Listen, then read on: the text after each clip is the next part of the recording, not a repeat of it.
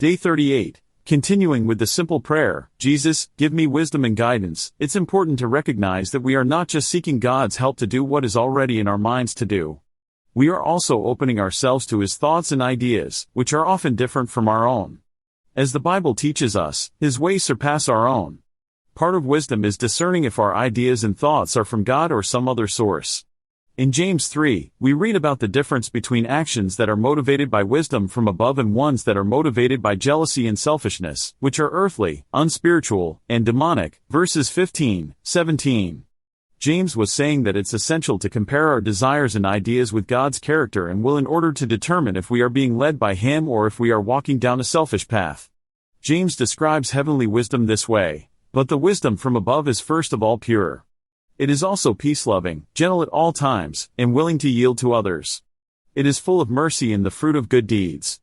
It shows no favoritism and is always sincere. Verse 17. As you pray and listen to God, and then as you go through your day, keep this list in mind. Compare your ideas, desires, and goals with this benchmark.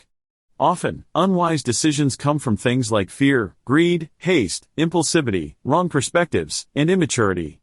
No one is immune to these things, which is why it's important to seek God's wisdom each day in prayer. Remember, He wants you to ask for wisdom, and He promises to bestow it generously.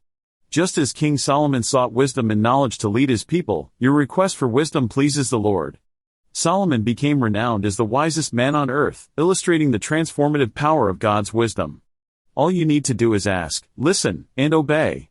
Questions for reflection. Are you open to receiving new ideas from God?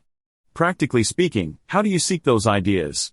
Have you ever had an idea you insisted on pursuing, only to discover later that it wasn't motivated by the right things and was not a God idea? What happened? How can you evaluate your thoughts, goals, and ideas to see if they are aligned with God's wisdom? If you are wise and understand God's ways, prove it by living an honorable life, doing good works with the humility that comes from wisdom. But if you are bitterly jealous, and there is selfish ambition in your heart, don't cover up the truth with boasting and lying, for jealousy and selfishness are not God's kind of wisdom. Such things are earthly, unspiritual, and demonic. For wherever there is jealousy and selfish ambition, there you will find disorder and evil of every kind.